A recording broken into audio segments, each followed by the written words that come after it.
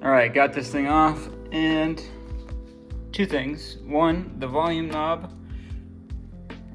if you can see the pink down there, I dropped some of that deoxit down in there, gave it a few twists.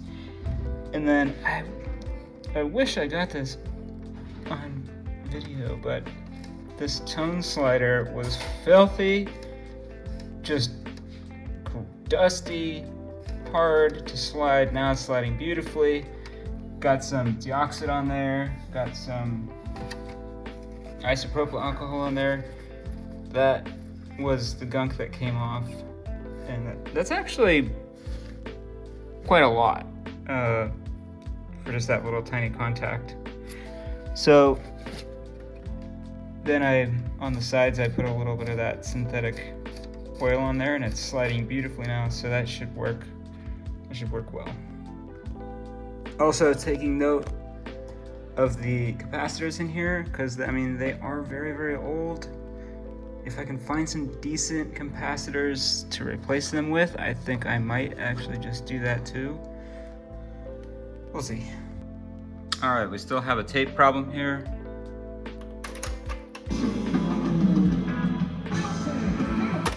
That pulley is not pulling, so I'm afraid we might be eating. Oh yeah, there we go. Okay. So we're going to have to go in. Now, I realize I made a mistake. I shouldn't really be using the synthetic oil for everything. I'm gonna use this for the sliding plastic parts. Also, gonna check out what's going on with these, because I think they might be a little bit too stuck. In addition to that, when this thing is actually rolling properly, there's a clicking sound, which I think with these, apparently a gear being broken is very common, a specific gear, so we might have to replace that too. So, fun, we'll see how it goes. Also, it looks like these pinch rollers probably need to be replaced. They are over 30 years old, so yeah, we're gonna have to replace those. All right, so I was having trouble with the plug here, where when you plug it in, and when it's plugged in, there's like a little tab here. This little tab goes in here, and then when you put the plug in, it goes down and it presses that little metal thing onto those contacts to connect them.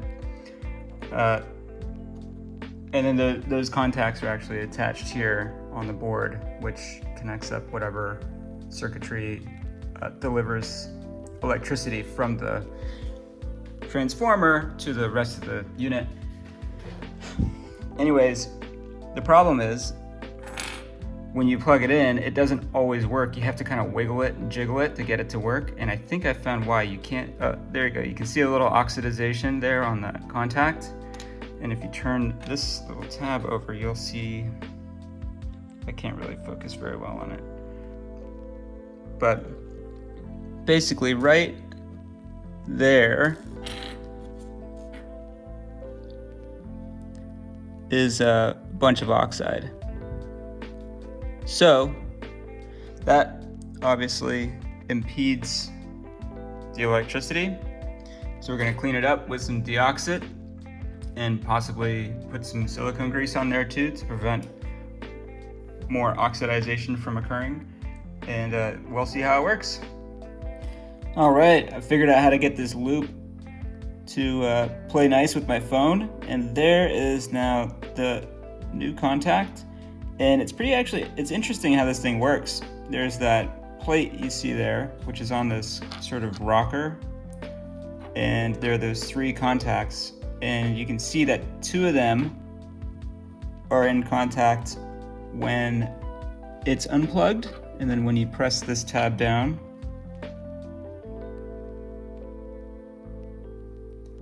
now the middle one becomes, the middle one and the right one become connected, and the left one becomes detached. So I went and took all these pins out and the plate out, and I sanded them down. Actually, you can see the scratches. So that should help the connection quite a bit. All right, one other thing I'd like to mention is I did end up putting some silicone grease on here. You should find here, silicone grease. Lovely stuff. What it does is it provides a protective layer on the surface of the contacts without creating any sort of short circuit. So there's not going to be any more oxidation. And yeah, this should last definitely for the rest of the life of the unit. All right, we've got it open. Again, today we have, from fixyouraudio.com, guy over in Slovakia. Big shout out to him because he actually manufactures a lot of these tape deck parts that aren't in service anymore. So we have a couple of pinch rollers to replace the ones here. And we've got this gear that he actually fabricated. Now, I couldn't find one for the DS20, so this is the DS35, and I think it's basically, hopefully the same thing. Crossing my fingers. And that gear is to replace this guy. Let me get this light on so you can see that. There's a tooth missing there that you can see. There's 2 teeth missing there, and that tooth. And what happens is there's a little gear in here. Might be able to see that, yeah. That little guy. And it misses the teeth that are missing on this one, and this gear just is falling apart. So the tape goes back, no problem, but it does not go forward. So we're gonna have to pull that out and fix it. So luckily, the manufacturers of this tape deck have made it very easy to get these pinch rollers off. There's just a little tab right here, lift it, and then pull that out, and that's that one. And that's that one. And it looks like we're gonna have to push this out with something.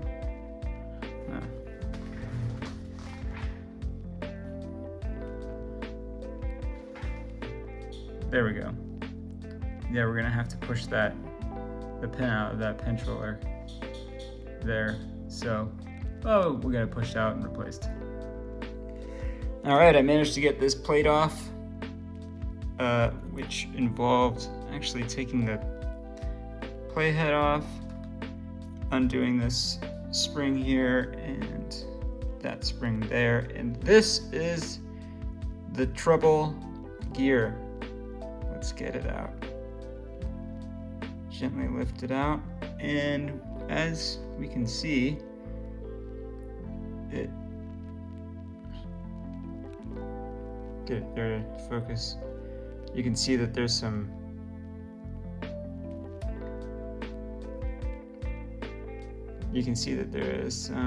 missing teeth, and it's quite flexible. It's like rubber.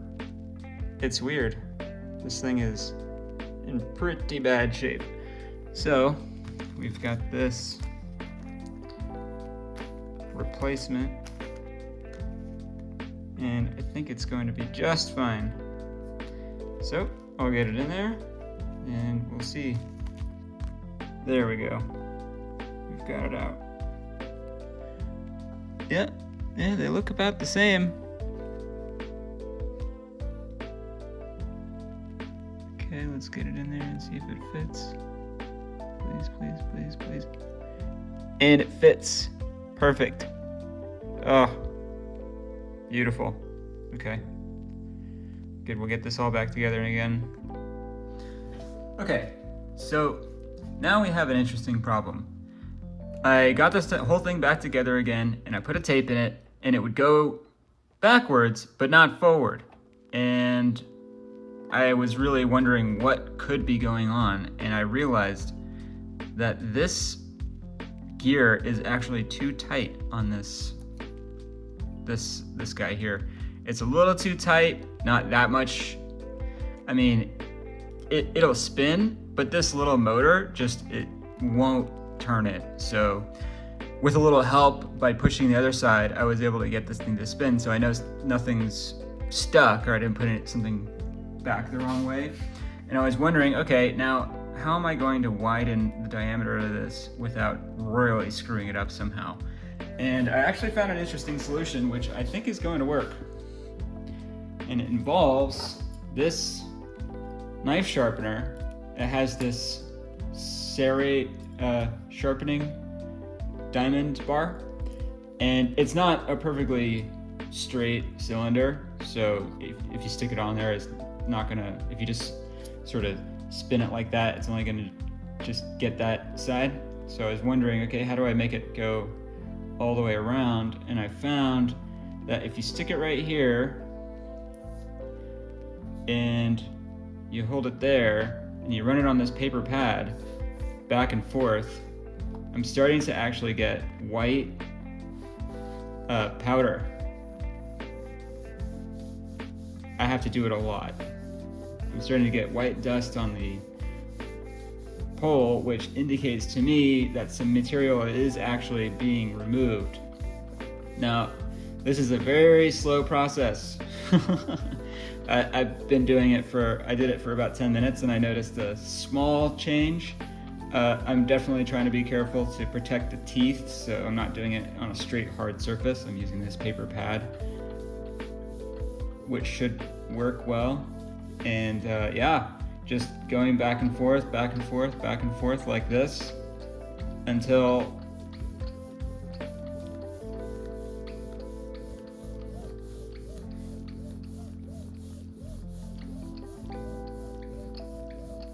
we see enough of an improvement so that it's not going to stick on that post. And of course I'm using the synthetic oil as well. And oh yeah, use this little bit of paper towel with isopropyl on it to just run it through to get the any of that paper out, or not the paper, the plastic dust. So let's go over and try this thing out again and see if it is at least a little bit looser. Oh yeah, it's certainly getting there. It is a bit looser. And as you can see on here, there is a little bit of that white plastic dust. So it is coming off. It's coming off in a smooth manner. Being able to put the silicone, if we put the silicone grease on, or the liquid bearings, it's not silicone, it's the synthetic lubricant, it's gonna make it nice and slick. But I just want to really focus on getting it just right, because you don't want to overshoot it, otherwise you run into this situation where you've got like internal vibrations on the highest speed, fast forward and reverse, so it actually has to be just perfect. I don't want there to be any tightness on that axle, that post, that plastic post at all, because it's only just going to put strain on the gears, and we don't like that. So this is a interesting learning experience for sure. Definitely gaining some skills. If you would like to learn how to do stuff like this, I suggest just finding a cool boombox or some old electronics that you like or have seen in the past, or that you think is cool, and just start doing something. And really, it pays to take your time, pay attention, think everything through. Do not force anything. And if you can, find the actual service manual online, because it's going to have a lot of great information on how the manufacturer designed the thing to be repaired. So that information is just invaluable. All right, there we go.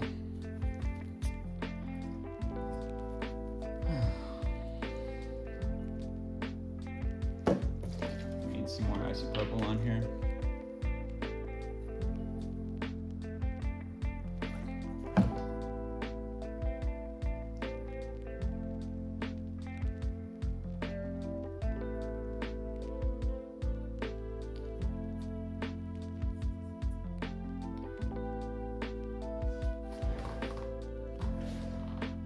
It's not the quickest, but it is the way to do it, I think.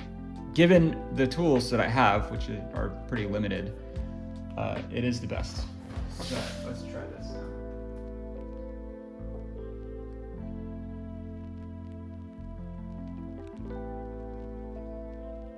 Okay, I think that is loose enough. Yeah, give that a little, well, all right. I might think it's loose enough, but it's probably not loose enough. We're just gonna give it a tiny bit more. A little bit more for good luck.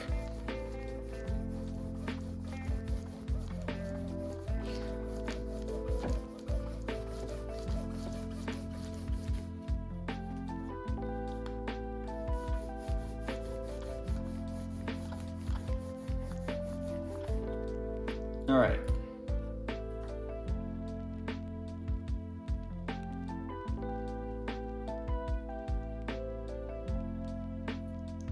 There we go. Clean all the way through. Get it on there. Oh yeah. Okay.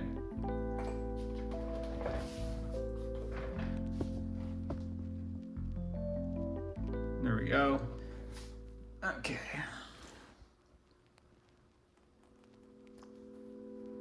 So we'll give this little gear just a tiny bit. A little bit certainly goes a long way. Just that much. Like a quarter of a drop. There we go. Beautiful. That is a perfect fit. And hopefully that just works. Now we can actually test this thing.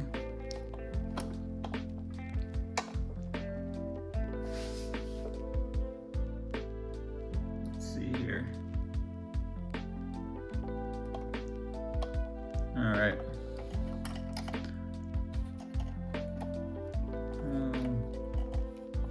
Bother. How did we get this in before? All right, that's in like that.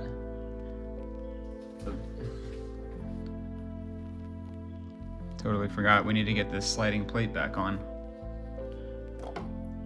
Well, I guess I can do it on camera. There we go.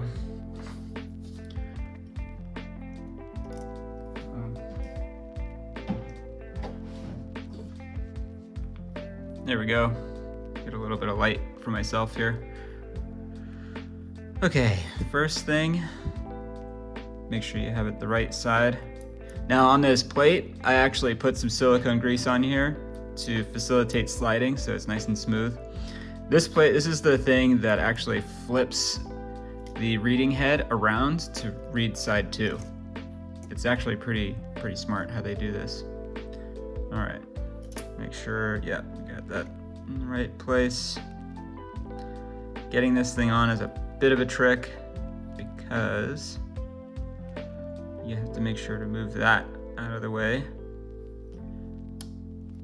Oop.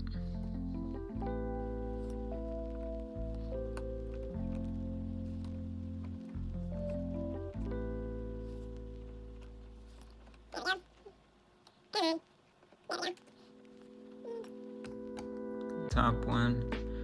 Good. Okay, it's back on. So we'll get that spring.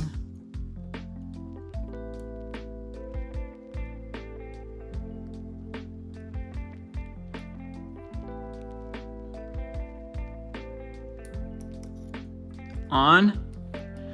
Good. And then we'll tension this spring.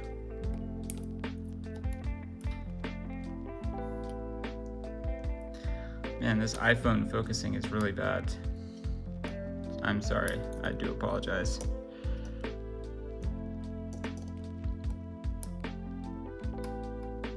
Here we go. Oh, there we go. Beautiful. Everything is as it should be.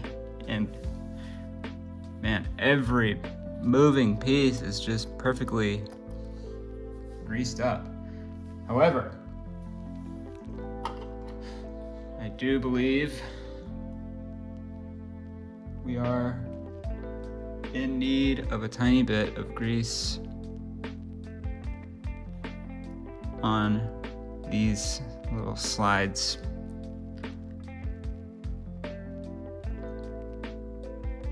Just a tiny bit on each one. Not a ton is needed.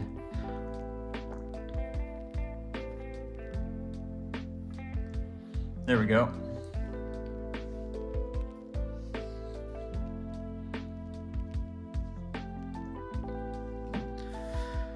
All right, next, put the reading head on. And it fits perfectly, right there. There's a long screw and a short screw. There's the long screw. There's the short screw. There we go. The long screw goes on the right side, and the short screw will go on the left side.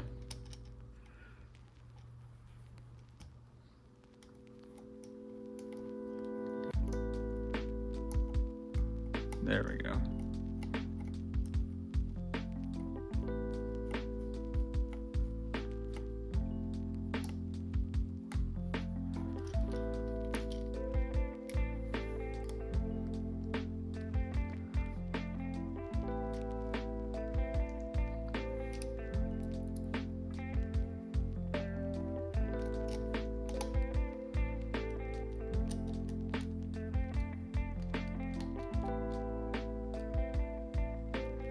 All right, now we have got that on.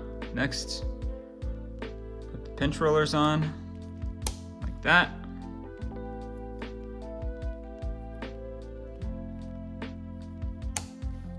Okay, that's now fully assembled.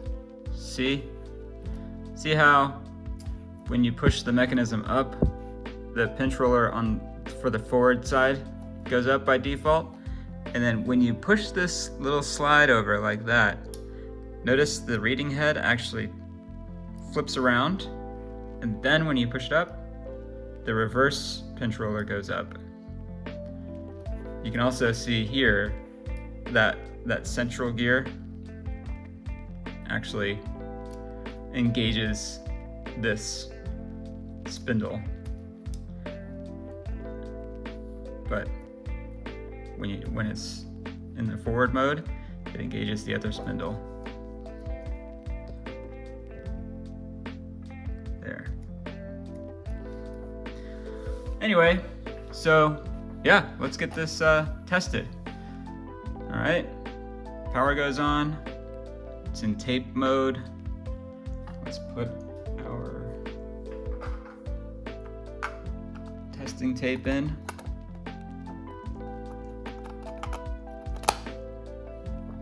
The speakers aren't hooked up, so you're not going to hear any sound, but we should get a forward. Oh yeah, that's beautiful. Okay, so that's forward.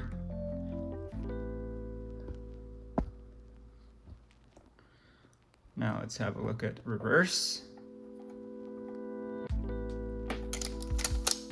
Oh, what happened? Let's try that again. There we go. Oh.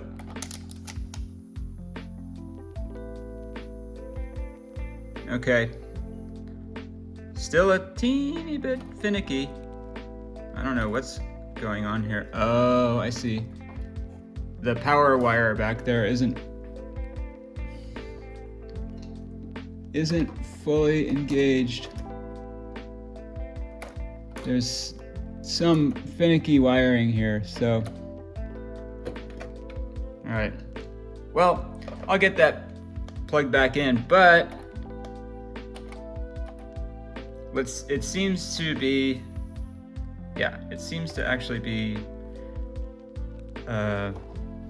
probably stuck here. Hang on. Seems to be working pretty much the way it should, with just a tiny bit of malarkey, but there we go. It has released. Now we'll try it. Okay, go. Beautiful.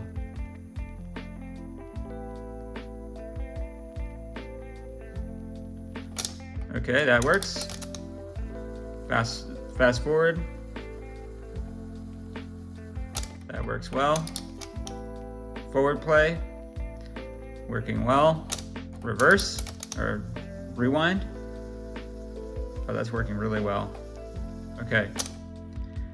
This mechanism is now fully repaired, and it only took a tiny bit of ingenuity, some patience, and a lot of behind the scenes work. You should have seen, I didn't have it recorded, but it was definitely a struggle at various points. So I'm happy with the result now, and hopefully we learned something about the tape mechanism.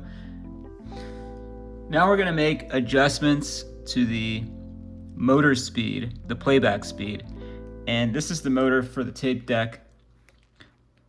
And what I need to do is find the screw in there. There's this like rubber cover, and inside that rubber cover there's a screw. And I gotta find it. Okay, it seems like that. Yeah, that's it.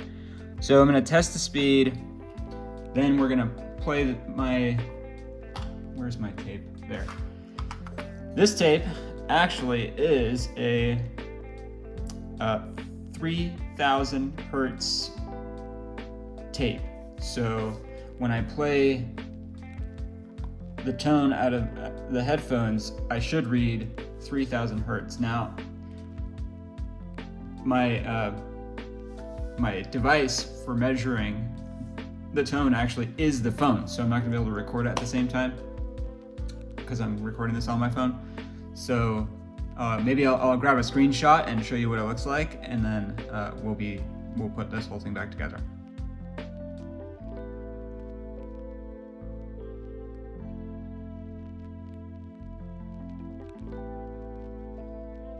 Put this thing back in because there is a slight trick to it, and it would be good to show you how it's done. All right, just making sure that that's where it should be. Make sure the tone slider is connected. Okay, so don't pinch any wires. Gently get this back here. And you will see that there are some guideposts there, here, and then there's actually a screw hole too. But the slight trick to this is make sure you get the wire where it should go. There's two tabs here. There's the control button panel, plastic thing, and then there's this white underframe thing. You want to get the deck under both of those. Pull it out slightly to clear the guidepost down here. and there should be no wobble when you have it in here. When you press on it, when you press it down, there should be no wobbling of any kind. So, given that's the case, we shall proceed with the first screw.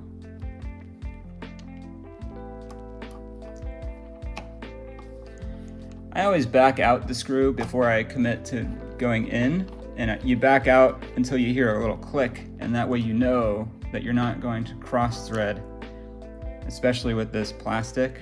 It's very easy to cross thread. You should really just have no resistance there. You hear that click, and then that's the groove falling into the channel.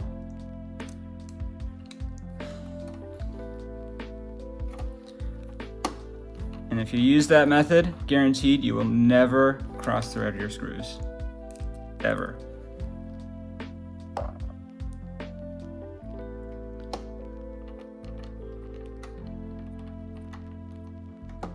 All right, let's give this another test.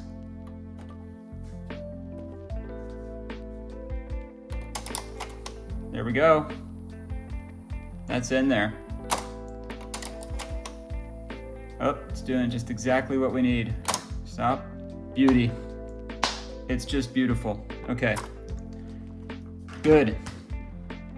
Next. Now we're going to move on to the Bluetooth module, which should be very, very, very fun, and you will see that next.